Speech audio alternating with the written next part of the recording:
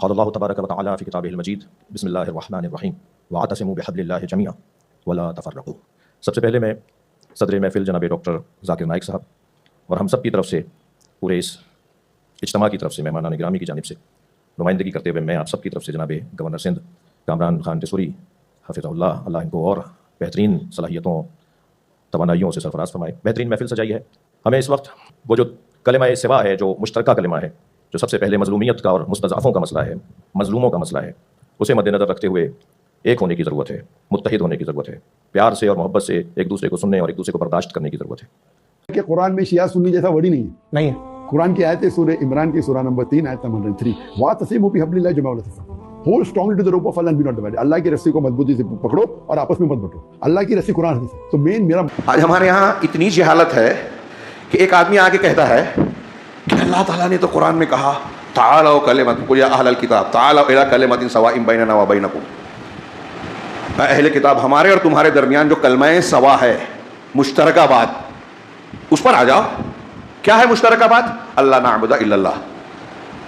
آیت صحیح پڑھی میں نے کہ اللہ کے سوا کسی کی عبادت نہیں کریں گے اور اس کے ساتھ کسی کو شریک نہیں کریں گے، عبادت صرف اللہ کی کریں گے اور شرک نہیں کریں گے۔ تو اب یہ ہمارے یہاں جاہل علامہ آج کل جو پائے جاتے ہیں، ڈاکٹر اسرار، ڈاکٹر ذاکر نائک اور ایسے لوگ، یہ کہتے ہیں کہ دیکھیے اللہ تعالیٰ نے تو کلمہ سوا کی بات کی ہے۔ اب آپ یہاں رافضیوں، اللہ کی صفات کا انکار کرنے والوں، قبر پوجنے والے، تعزیہ پوجنے والے اور ایسے لوگوں کے اجتہاد کی بات کیوں نہیں کرتے؟ ان کے اور ہمارے درمیان کلمہ سوا ہے نا، قرآن حدیث کو وہ بھی مانتے ہیں، ہم بھی مانتے ہیں۔ کہاں مانتے ہیں؟ وہ سمجھا ہی نہیں ہے، انہوں نے کلمہ سوا بھی نہیں سمجھا۔ اگر یہاں جو لوگ ان سے بہت متاثر ہیں یا اس نقطے کو نقطہ سمجھتے ہیں، موٹی سی بات سمجھتے ہیں، اللہ تک رسول کہہ رہے ہیں، یہود و نصارہ سے اللہ کہہ رہا ہے کہ آپ ان سے کہیے کہ ہمارے اور آپ کے درمیان کلمہ سوا بھی بتا دیا میں نے ابھی پڑھا، کیا ہے؟ توحید ہے، اللہ کے سوا کسی کی عبادت ہے۔ اب ایک عیسائی اگر کلمہ سوا پہ آئے مسلمان کے ساتھ تو اس کا مطلب کیا ہے؟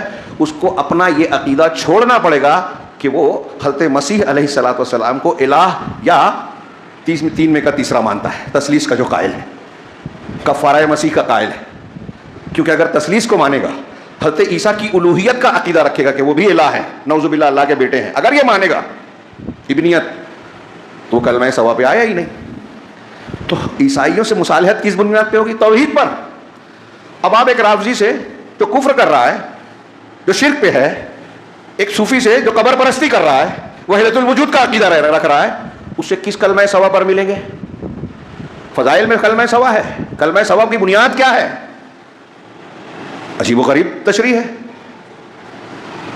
ابھی رات میں درس میں بات آئی، اللہ نے کہا وَاعْتَصِمُوا بِحَبْلِ اللَّهِ جَمِيعًا، سب مل کر اللہ کی رسی کو پکڑ لو، وَلَا تَفَرَّقُوا، اور فرقہ فرقہ نہ بنو۔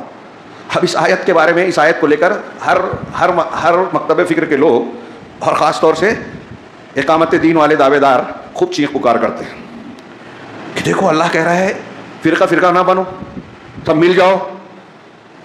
اب یہ جو ہے اہل حدیث یہ بحث چھڑتے ہیں کہ ارے یہ شرک کر رہا ہے، یہ بدعت کر رہا ہے، اس کی کیا ضرورت ہے؟ اختلاف اور انتشار پھیلتا ہے۔ شرک کو شرک کہنے سے اختلاف انتشار پھیلتا ہے؟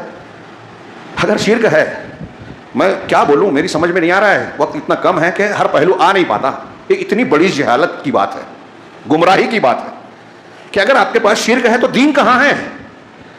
آپ پڑھیے علماء کو، قرآن حدیث کو، کہ شرک اکبر اگر کسی نے کیا تو اس کا لا الہ الا اللہ ٹوٹ گیا، وہ اسلام سے باہر ہو گیا، اس کی کوئی نیکی قبول نہیں ہے، مر گیا تو کبھی جہنم سے نہیں نکلے گا۔ اس کے ساتھ اتحاد کیے کریں، کسی رسول کی یہ تعلیم ہے؟ بغیر توحید کے دین ہے کیا؟ توحید نہیں ہے تو دین نہیں ہے، اور اگر شرک ہے اور اس کو آپ قائم کر رہے ہیں تو اقامت دین ہے ہی نہیں، حکومت مل جائے تو کیا؟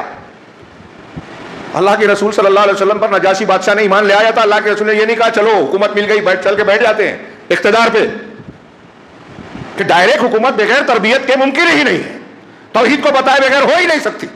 اس کو اقامت دین نہیں بولیں گے، حکومت بن جائے بغیر توحید کے۔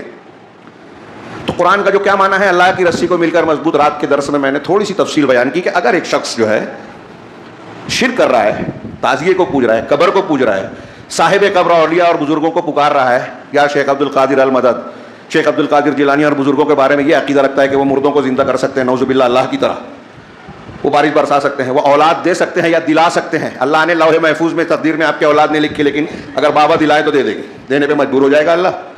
جو ایسا عقیدہ رکھتا ہے وہ شرک کر رہا ہے، اس کے ساتھ اتحاد نہیں ہوگا, پہلے اس کو تعلیم دی جائے گی توحید کی.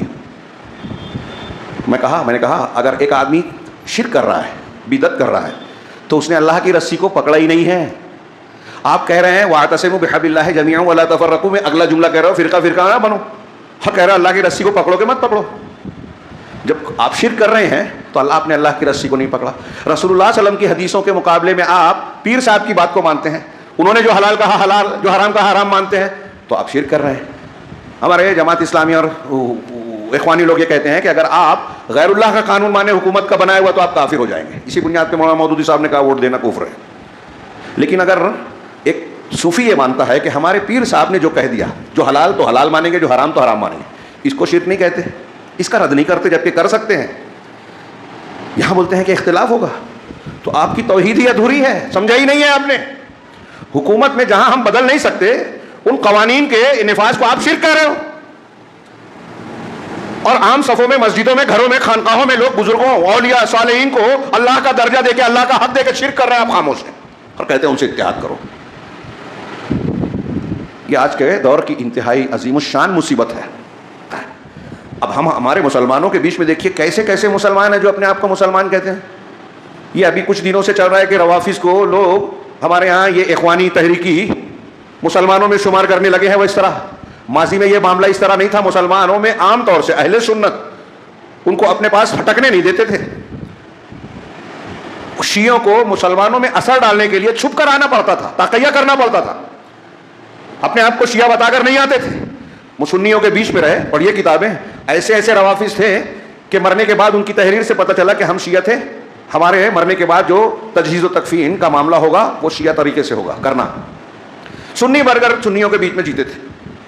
علامہ ابن تیمیہ کی منہاج السنہ پڑھیے, ابن عربی کی العواصم من القواسم, کہ دین کو, ایمان کو توڑ دینے والی چیزوں سے بچانے والی چیزیں, یہ کتاب پڑھیے پرانے علماء کی. جو لوگ قرآن کو محرف مانتے ہیں, جو لوگ ابو بکر صدیق, عمر فاروق, عثمان غنی, حضرت عائشہ, حضرت ام المومنین, حضرت حفصہ رضی اللہ عنہم, ان تمام صحابہ اور صحابیات کو, امہات المومنین کو گالیاں دیتے ہیں, برات کے اظہار کرنے کو اپنے ایمان اور دین کا حصہ مانتے ہیں, وہ ہمیں اور آپ کو مسلمان مانیں گے؟ اور یہی نہیں, اللہ کے بارے میں ان کے یہاں بدا ہے, تقدیر کا کھلا انکار ہے, تقدیر کو نہیں مانتے. پوری اسلامی تاریخ میں آج ہمارے یہاں اخوانی تحریکی جو توحید والوں پر اعتراض کرتے ہیں, سعودی عرب کی کوئی صحیح یا غلط کوئی خبر مل جائے تو ہنگامہ مچا دیتے ہیں, وہ روافظ کی تائید کرتے ہیں, قبر پرستوں کی تائید کرتے ہیں, اخلاقی برائیوں پر چیخ پکار کرتے ہیں اگر وہ اہل توحید کی جانب سے ہو رہی ہے. اور عقیدے کی خرابیاں جو اسلام سے باہر کر دینے والی ہیں, جو انسان کے قرآن و حدیث کے اصولوں کے مطابق ولا اور برا کی بنیاد ہے, دوستی کرنے اور دشمنی کرنے کی بنیاد ہے. ایک مشرک ہے تو ہماری دوستی کے لائق نہیں ہے, بدعتی ہے تو اس سے نفرت کا اظہار کرنا چاہیے. اسلاف کی کتاب بن جائے گی اگر ان کے اقوال کو اکٹھا کیا جائے کہ بدعتی کے ساتھ کیسا سلوک ہونا چاہیے. اس کی مجلس میں نہ بیٹھیں, اس کی تقریریں نہ سنیں. ائمہ کرام اہل بدعت سے بولتے تھے کہ ہم سے بات مت کرو, اپنے شاگردوں کو منع کرتے تھے. امام احمد, امام مالک جیسے لوگ رحمہم اللہ. حضرت فضیل بن عیاض کہتے ہیں کہ میں یہود و نصارہ کے ساتھ بیٹھ کر کھانا کھانا پسند کر لوں گا, بدعتی کے ساتھ نہیں. جو عقیدے کا بدعتی ہے, بہت بڑی مصیبت ہے کہ جو دین نہیں سمجھتا وہ دین کا فیصل بنتا ہے, اہل توحید کو مجرم قرار دیتا ہے اور لوگ ان کے پیچھے چلنے لگتے ہیں. گمراہ کرنے والے اماموں کے پیچھے مسلمانوں کی بہت بڑی تعداد چل رہی ہے عالم اسلام میں, بہت بڑی, ہمارے شہر سے لے کے عالمی سطح تک.